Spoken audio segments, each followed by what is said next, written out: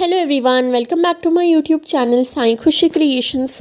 आज के वीडियो में आप सभी के साथ मैं करवा चौथ पूजन की विधि शेयर करूंगी। करवा चौथ पूजन के लिए सबसे पहले तो आप एक पाटे पर लाल रंग का कपड़ा बिछाएं। अगर आपके पास जगह नहीं हो तो आप मंदिर में भी पूजा कर सकते हैं, अपने घर के मंदिर में, या आप अपनी सोसाइटी के मंदिर में जाकर भी पूजा कर सकते हैं। फिर आप अपने हाथों पर मेहंदी ज़रूर से लगाएं करवा चौथ के एक दिन पहले।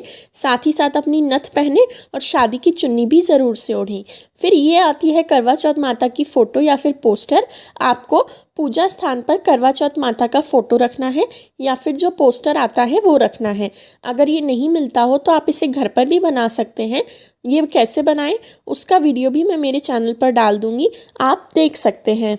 फिर करवा चौथ माता को चुन्नी उड़ाएंगे। तो माता को जैसे नवरात्रि में दुर्गा माता को उड़ाते हैं, वैसे ही करवा चौथ माता को आप चुन्नी उड़ाएं। इस प्रकार से माता को चुन्नी अर्पित कर देंगे। खुद भी आप अपनी शादी की चुन्नी ज़रूर से ओढ़ें। शादी की चुन्नी नहीं मिल रही हो तो आप लाल रंग की चुन्नी ओढ़ें। उसके बाद आपको अपना करवा रखना है। तो करवा जो है आप मिट्टी का ले सकते हैं, पीतल का भी ले सकते हैं। करवे पर 13 टिक्की रोली की लगानी है। इस तरीके से 13 टिक्की लगानी है। साथ ही साथ करवे के अंदर आपको जल भरना है। तो करवे के अंदर आप जल भर लीजिए और 13 टिक्की रोली की लगा लीजिए उसके ऊपर। फिर आपको करवे के ऊपर सराई या फिर कटोरी रखनी है और माता की राइट हैंड साइड पर करवे का मुख माता की तरफ रखकर आपको अपना करवा रखना है। तो करवे पर इस प्रकार से मोली भी बांध लेनी है। करवे के गले में, करवे के कंठ में आपको मोली बांध लेनी है 3 बार लपेटते हुए। तो इस तरीके से मोली बांधने के बाद आप जो है करवे को माता की राइट हैंड साइड पर रखें और जो करवे का मुख है यानी जो टोटी है वो माता की तरफ को आपको रखनी है। इस प्रकार से आपको अपना करवा रख लेना है। करवा रखने के बाद अब आपको करवे के नीचे थोड़े से चावल भी रखने हैं। तो थोड़े से चावल या फिर गेहूँ अपने करवे के नीचे रखें और फिर माता की राइट हैंड साइड पर अपना करवा रख दें।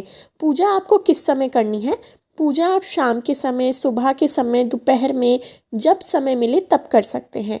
तो अब आपको 1 गिलास में लेने हैं गेहूँ। तो 1 गिलास गेहूँ या फिर 1 गिलास चावल लिए जाते हैं। अगर कोई आपको कहानी सुनाने आ रहा है तो उन्हें, या फिर आप किसी भी ज़रूरतमंद व्यक्ति को मंदिर में जाकर ये दान कर सकते हैं। तो 1 गिलास आपको गेहूँ लेने हैं। तो गिलास आप कैसा भी ले सकते हैं, स्टील का, मिट्टी का। मैंने यहाँ तांबे का लिया है, कैसा भी आप अपने घर का नॉर्मल ग्लास ले सकते हैं। गेहूं के साथ ही साथ आपको इसके ऊपर दक्षिणा भी रखनी है।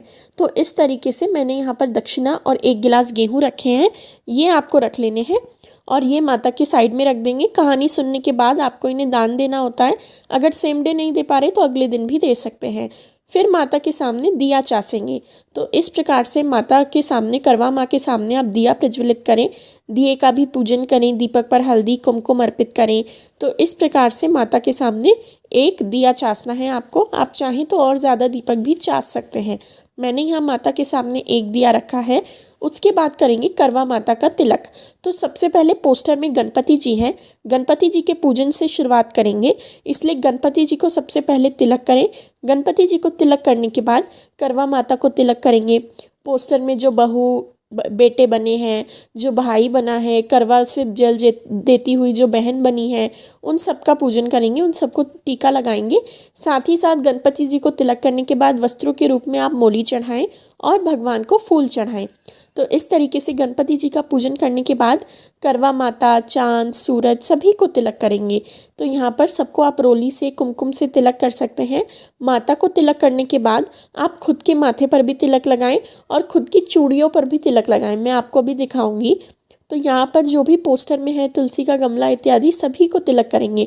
काफ़ी जगहों पर अगर पोस्टर नहीं मिल पाता, आपको करवा चौथ की फ़ोटो नहीं मिल रही हो, आप फ़ोन में फ़ोटो खोलकर पूजा कर सकते हैं या फिर आप घर पर इसे रोली की सहायता से बना भी सकते हैं।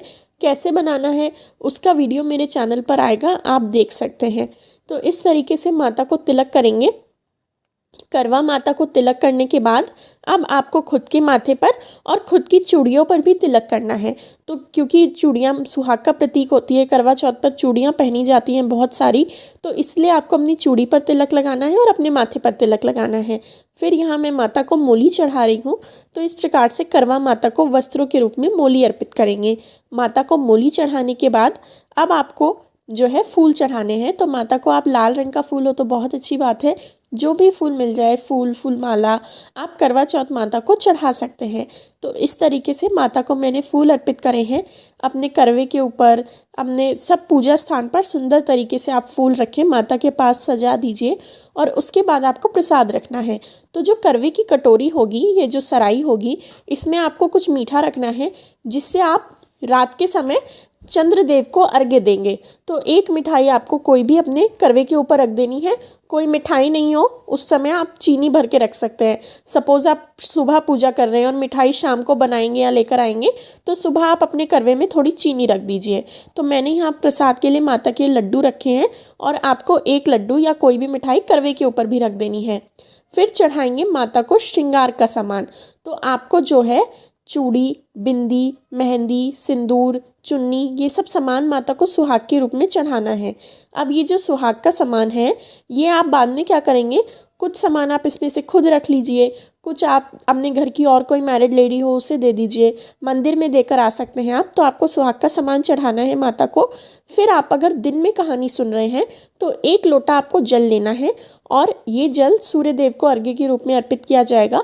करवे से तो आपको चांद को, रात को अर्घ्य देना है और दिन में कहानी सुनते टाइम आपको इस तरीके से एक लोटा जल लेना है। लोटा आप कैसा भी ले सकते हैं, तांबे का या जो भी हो, उस पर आपको रोली लगानी है, कुछ फूल के पत्ते आप डाल दीजिए और उसके बाद आपको करनी है कहानी।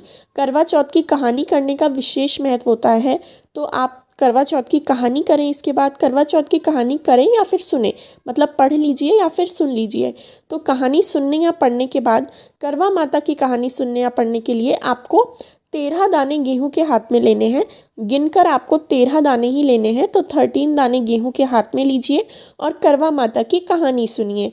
करवा माता की कहानी करने के बाद ये जो गेहूं है, इनका क्या करना है, इन्हीं से रात के समय आप चंद्रदेव को अर्घ्य देंगे। तो ये गेहूं के दाने आपको अपनी जो चुन्नी है उसमें बांध लेने हैं। तो अपनी चुन्नी के पल्ले में आप ये गेहूं के दाने सावधानी से बांध लीजिए। अगर आपको लग रहा है कि चुन्नी में से दाने निकल जाएंगे, तो आप क्या करिए, ये जो गेहूं के दाने होंगे 13 दाने, ये आप अपनी जो करवे की कटोरी है जिसमें आपने मिठाई रखी है उसी में आप रख दीजिए। तो ये दाने अगर आपको लग रहा है कि गिर सकते हैं, तो आप जो है करवे के ऊपर जो प्लेट है, कटोरी है, उसी में आप ये दाने रख दीजिए। तो आप रात को जब चंद्रदेव को अर्घ्य देंगे तो इन्हीं दानों से आप अर्घ्य दे पाएंगे। तो जो आपके 13 दाने गेहूं के होंगे, कहानी सुनने के बाद वो आपको इसमें डाल देने हैं। काफ़ी लोगों के यहाँ ज्वारे भी लिए जाते हैं हाथ में कहानी सुनते वक्त। तो अगर आपके यहाँ ज्वारे भी लिए जाते हो तो आप ज्वारे भी अपने इसी तरीके से रख दीजिए। कहानी करने के बाद अब गणेश जी की कहानी करेंगे। गणेश जी की कहानी के लिए वापस से 13 दाने गेहूं के हाथ में लेंगे। तो करवा माता की कहानी के गेहूं तो करवे के ऊपर रख देंगे और अब वापस से 13 दाने हाथ में लेकर गणेश जी की कहानी करेंगे। याद रखिए, करवा चौथ की कहानी करने के बाद गणेश जी की कहानी भी ज़रूर से करनी होती है। तो गणेश जी की कहानी करने के बाद गणेश जी की कहानी के जो गेहूं होंगे वो हम जो लोटा लिया था जल का उसमें ही डाल देंगे और अब इससे जो है सूर्य देव को अर्घ्य देंगे। तो ये लोटा जो जल का है, इससे आपको सूर्य देव को अर्घ्य दे देना है। इस प्रकार से आपकी करवा चौथ की पूजा पूर्ण हो जाएगी।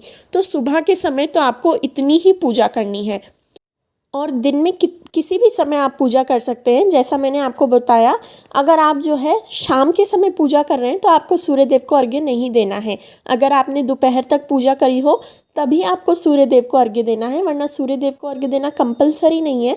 अगर शाम को कहानी कर रहे हैं तो आप गणेश जी की कहानी के जो गेहूं होंगे वो भी अपने करवे पे ही रख दीजिए।